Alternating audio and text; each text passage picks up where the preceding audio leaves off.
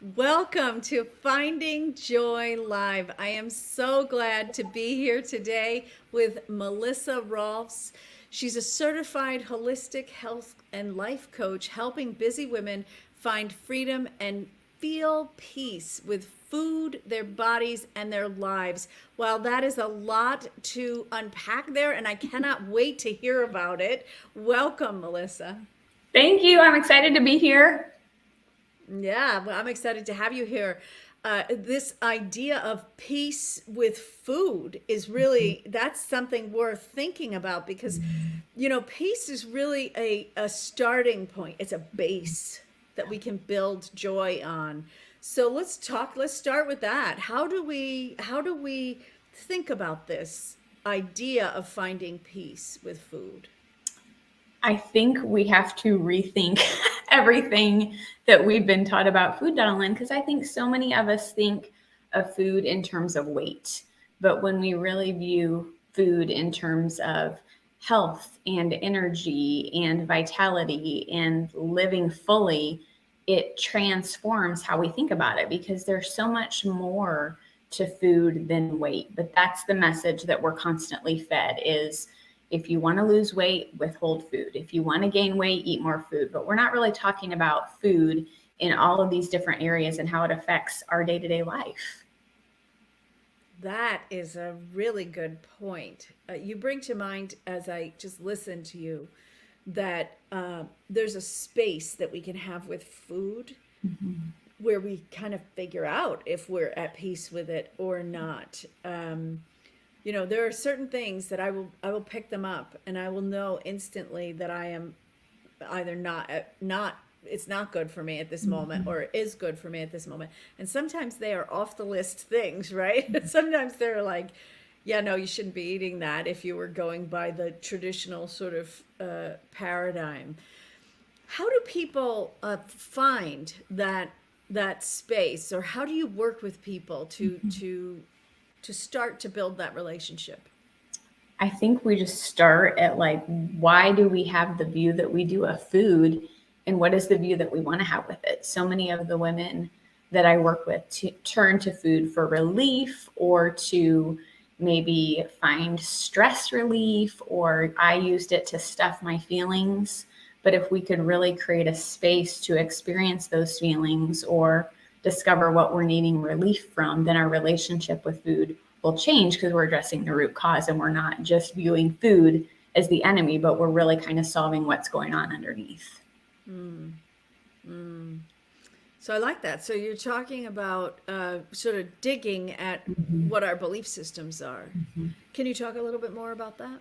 Yeah, I mean, so many of us have beliefs around food and how we relate to our bodies because of the way that we grew up. I mean, think about it. When children are, infants and they start to eat, what do? We do the airplane thing and they close their lips and we're like, oh no, just one more bite. So we're kind of negating their own body's cue for fullness by trying to make them have one more bite because it's easier for us or because we need to be somewhere and we want them to be full or whatever that may be. And so I think we have all of these messages that are given to us through childhood, clean your plate. A lot of people in my generation came from the Clean Your Plate Club and they think that they're a bad person if they don't clean their plate. There's just so many messaging that we have been given, and we really kind of need to step back and ask, what is our view of food? What is our belief and where does that come from? And it really is being curious and taking away some judgment around those things and replacing it with curiosity.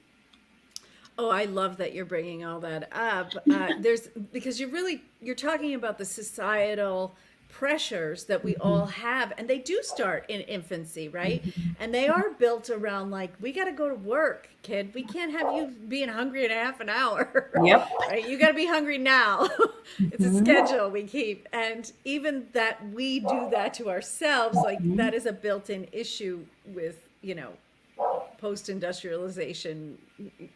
I was going to say in the US, but in the world, right? So it's just a part of our society. So um, So once we kind of say, okay, I know that clean plate cup thing, Mhm. I was definitely a part of that. People were starving in other parts of the world, and that's why you should eat Yep. something that you don't feel like eating at that moment or whatever. You know, all the tricks that we Mhm. develop to get our kids to do the things. So how do we start to, do we go through and we identify each of those things as we go through our lives, or is there sort of um, an overall viewpoint that you take with people? I think they can do both, but I think the overall viewpoint is what is my relationship with food and where does that come from? And I think again, so many times we're asking not that question, we're asking how can I lose weight or how can I do this or how can I do that instead of saying what am I really looking for and why am I believing that food is the solution to that?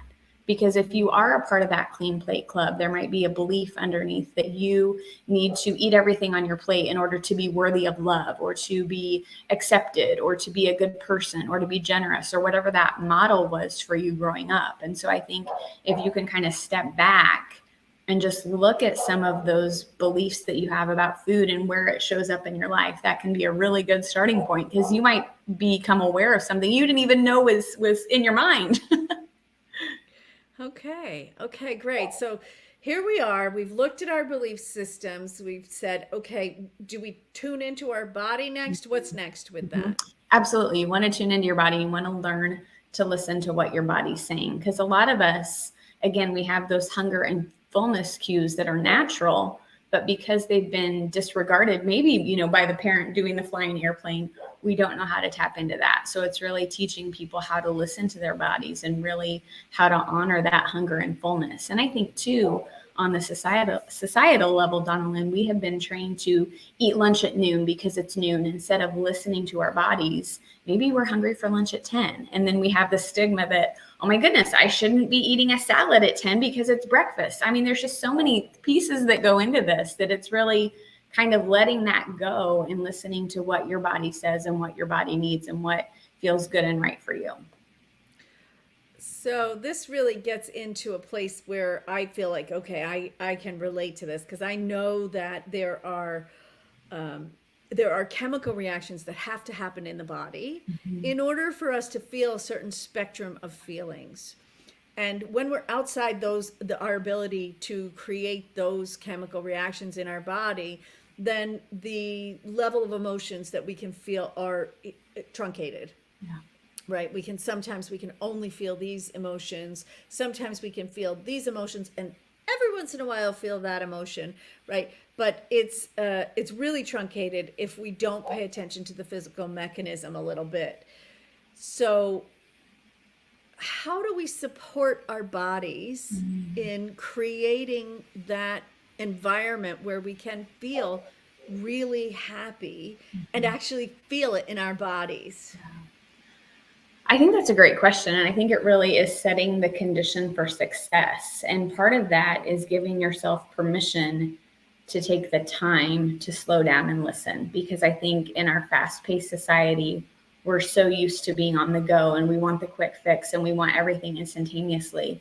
Whereas if we can step back and pause, that can be really powerful. So I think it's slowing down and learning to listen to yourself and really kind of trial and error. I mean, you're your own best health expert. You know your body better than anybody else. And so it's really kind of building familiarity with what is my body telling me? What does it need right now? And kind of playing around with that and seeing what works. I think there also can be an element of fear with food because we've been taught that certain foods are bad or that we shouldn't eat them or and so maybe some of us have fear around food. Whereas if we can just try and be open to seeing what works for us and giving ourselves permission to experiment and pivot and just really kind of view it as an experiment, I think that can really shift things. That was helpful for me. Like, this is an experiment. I'm going to see how this goes.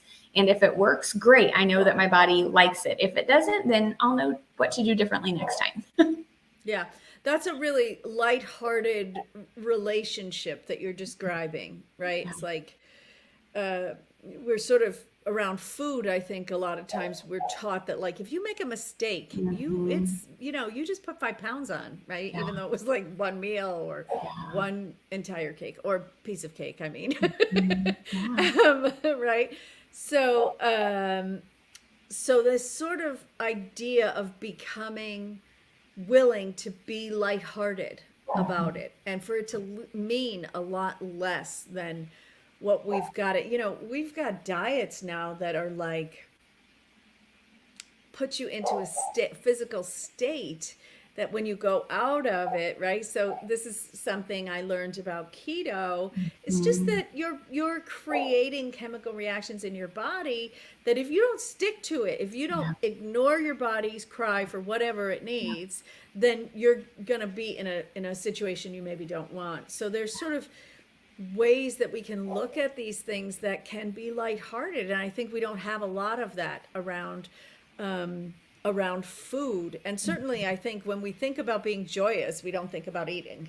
We're like, oh, we're laughing, or we're playing at the pool or whatever. But so, can we just talk a little bit more about that? Yeah, I That feel like, lightheartedness?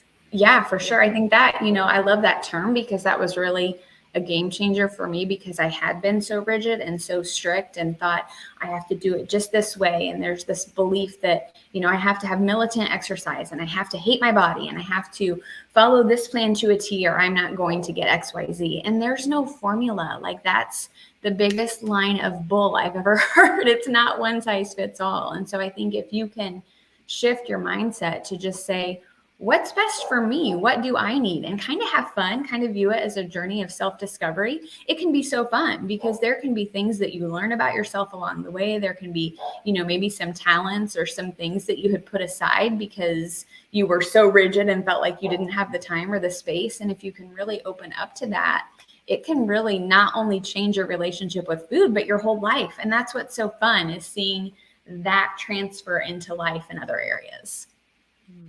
Nice.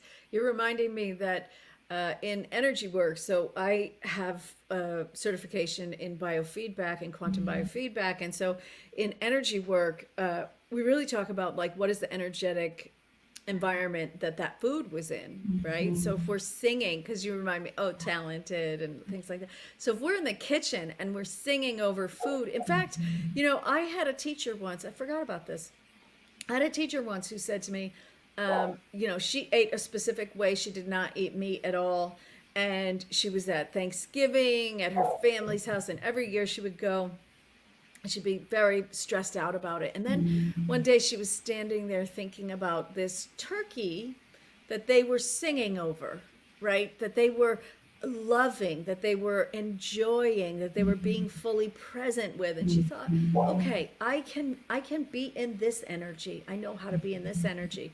So how much does that really play into what happens in our bodies? Because people do have goals, right? People have goals of like, I don't want to be heavy, I don't want to be too skinny, I want to build muscle, I want to all the things, right? So how does that play into it? I think it totally plays into it because what you said, and the key term I took away from that story is being present and being mindful. And if we can do that with our food, it is a game changer. But that requires us, again, to have that space and that permission to feel and to really focus on food because eating can be a very sensual experience. Like you have all of the senses involved. You've got the look of the food, you have the texture of the food, you have the smell of the food, and obviously the taste. And so if you can really be present with your food and engage all of your senses, it can really kind of change how you view food. And that I think changes the energy in you, in your body, and how you show up in the world. Yeah, yeah. Yeah, so okay, so we titled this broadcast as How to Eat to Find Happiness, to allow more happiness. So let's kind of get into the meat of that. We've talked about, okay, you got to tune in, you got to figure out how to tune in, then you have to tune in. But is there something specific that we can do to help ourselves get there? I think being curious is a really great start. And I think just kind of envisioning what is the experience I want to have. Because again, when you were talking about the turkey story, in that moment, she made a decision to step into that place of being present and being in that space instead of dreading it or whatever the other emotion was. And so I think it's being curious and open-minded enough to have a different perspective and ask, what am I wanting on the other side of this? Because I don't think we want to be miserable around food. I don't think we want to loathe food. I don't think we want to despise what we're eating and feel miserable. I think we want to be happy and joyful. And I think that food can be a part of that. But I think we need to figure out what our end goal is and what we need in order to get there and how the food piece fits in. Okay. Okay. So in when I work with people on kind of really tapping into that joy, it is very often we work with specific tools, right? Of how can we really tune in to that and practice tuning into that. Is there any advice you can give our audience about how to do that around this topic? Yeah, absolutely. I think, just again, kind of being aware and being curious, because I think, again, so many times what we'll do is we'll eat something and we will assign an emotion or a judgment to it. And we'll do that spiral of, oh my goodness, I ate the cookies at Thanksgiving. I shouldn't have done that. And then we should, which starts the shame spiral. Whereas if instead we can look at that and say, you know what? I ate those cookies. I wasn't hungry. What was I really looking for? What was I craving? And if we can reframe it that way, because so many times we identify we have a craving, we think it's physical, so we will eat. But if that food doesn't fulfill that craving, it wasn't a physical craving that we were looking for. So I think really stepping back and saying, what did I need or what was I looking for in that moment? Then you have that framework going forward to know when you're in that similar position, okay, you know what? Last time I was craving more social interaction, I ate the cookies. They didn't fill that need. Next time I have a craving, I'm going to ask, do I need more social interaction? Do I need something else? Or do I really need the cookies? Okay, so you're using this word need a Uh-huh. lot. And so I want to sort of, grab onto that and see what does that mean to us, right? What is need mean in this context? Are we when we have cravings, when we Mhm. have our bodies talking to us in this way about food, should we interpret that as a need of some sort? Absolutely. A craving is a messenger of something in you that needs expressed or maybe that has been suppressed. And so I think if you can dig a little bit deeper beyond that and figure out what that is, that will be really helpful. And again, it's not something people talk about, right? It's like, oh, if you want to go on this diet, you need to restrict and withhold, but nobody's talking about why we feel the need to eat the cookies in the first place. Right, right, right. So, okay, so you're reminding me that I'm a big water drinker. Mhm.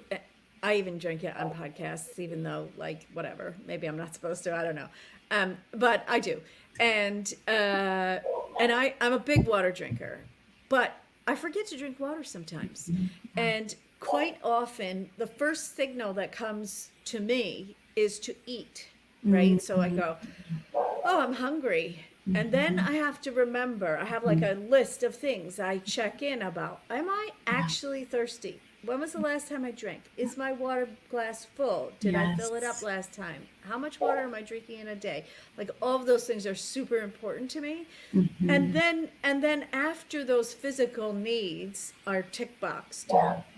Oh no, I'm on track with water. I'm giving my body what it needs there. Yeah. Then go on to this other list. The reason I smiled in the middle of that is because I thought of sort of walking into the kitchen and being like, yes, I'm hungry. I'm going to get the celery, and then ending up with the cookies. So let's Right? talk a little bit about that. Right, right. No, I love your point because a lot of times we do have a hunger craving and it's actually dehydration because dehydration can mimic that. So I love that you are kind of conquering that first. Like, okay, I'm hydrated. It's not that. It's got to be something else. So I think, um, too, regarding the celery and the cookies, what makes you go for the cookies instead of the celery? Do you know? Well, I don't know that I can even think of a specific time that it happened, but I in particular, I'm someone who is used to. I came from a life where things were made quite often for me. I like to bake and I like to do certain things, but I only did them occasionally, right? I did them when I was inspired to do them. And now I live alone. And so now there's no food unless I make it, which is really like somebody should be making food for me, you know? So I think there's a lot about having things pre-made for me. And I do make that, I have made that shift just recently in my new kind of single life, right, where I'm the only one in the building. So, but I honestly, I just thought, I just looked over and was like, what is in my vision of my kitchen? So, yeah. So I think that's interesting to say, okay, that would be your question is why am I reaching for this other thing? Right. And, Yeah. and so let's talk about, feelings when we get to that question. What are we looking for in that feelings section of that question? Yeah, it's interesting because you reminded me of that. My husband used to travel quite a bit for work, so I would be parenting solo, and every time he was gone, I would end up in the drive-through at Starbucks or Dunkin' Donuts, and it wasn't because I wanted the coffee. It was because, and this isn't something that just like came to me all of a sudden. You have to like really kind of spend some time being curious and asking yourself, what was going on? Why was I doing that? And I finally realized that it was somebody doing something for me.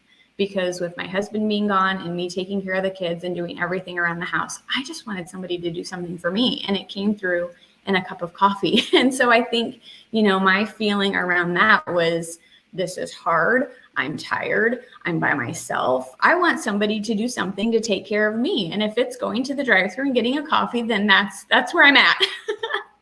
Yeah, yeah. And also I think you can pre-make the decisions, right? So that you're not making decisions that Totally. are in the moment of that need coming to light, Yep. right? So let's take it to the next step. What mood we're in when we get to the place where we go like, I'm hungry. Yeah. What is that awareness? I mean, for me, there's a very important step of being aware of where we are. I call it our doing the dishes moment, right? When we're in the moments that we don't have to be present for something else, right? We can just be with ourselves and be quiet. And quite often, that's a time that people sort of check out and they don't notice what's happening in their minds and they don't notice where they are in their hearts. So, is there something we can do in terms of awareness well before we're in the conversation with food? Yeah, there's something called a mental rehearsal. I don't know if you're familiar with that, but you essentially visualize kind of the experience that you want to happen. So, with the holidays coming up, this might be a really great time to try it. You maybe look back on past holidays and what your experience has been, and then just spend some time focusing on what you want it to look like going forward and really visualize yourself in the environment around the food and kind of in your mind role model what you want that experience to be and what you want to have happen. And maybe even if you desire, take it a step further and come up with a plan. I'm going to listen to my body that day. I'm going to stay hydrated and I'm going to go up and I'm going to get, my food. I'm going to fill my plate once and then I'll give myself some time to let that food settle. And if I'm really hungry, I'll go up for seconds, but just kind of take some time to be proactive rather than reactive, because I think, like you said, we get caught up in the moment and we just do things on a whim. Whereas if we're in tune and we're in touch and we kind of have an idea of what we're looking for, we're not so caught off guard by the emotion. So with my example with the coffee, like you said, I knew that's what that was for me. And once I became aware of that, I didn't need the coffee anymore because I knew that wasn't really addressing the need. That's just what I thought I needed in the moment. So I think that mental rehearsal can be really helpful for people going forward, especially as we're entering the time where there's pies and cookies and fudge and all the things just kind of calling our names. That's so funny. That's so funny. Well, I am so glad that we're talking about this. In my practice, finding peace in all of the areas of your life is really a prerequisite for being able to get to the deeper emotional work that we do. So, tell us a little bit about how people can work with you. Yeah, I have a 12-week program called Finding Freedom, and that's exactly what we do is we learn how to find that freedom and so you can feel at peace with food, your body, and your life. Because a lot of times it's not the food, it's more of what's going on in your environment or what's going on in your life or things that are triggering you that are causing you to turn to food. So we really kind of look at where are your triggers and coming up with ways for you to navigate and work around them so that you're not sabotaging, you're not caught off guard, and you're not living triggered and just reaching for food to feel better, but you really are equipped and prepared to handle situations where you feel blindsided or where you feel like there's food everywhere and you don't know what to do. And it's really about just finding that confidence in yourself to trust yourself and your body. That's great. And they can find that on your website at freebcoaching.com. I'm reading it. Free to be. So Yeah. Yeah. Yeah. you guys should be able to read it too. And it's in the links. It's in the Yep. description links. So definitely check that out. If anybody's looking to get in contact with me or they want to sort of find that where am I on my joy scale, you can always go to Joyous on Purpose. There's a full assessment there that you can fill out. You will be really getting to know yourself a little bit more, and of course you'll be connecting to me. And if you'd like more information about the products and services that I offer, you can always go to donalyn.blog. So thank you so much for being here today, Melissa. Thank you for having me. It was wonderful. Bye bye, you guys.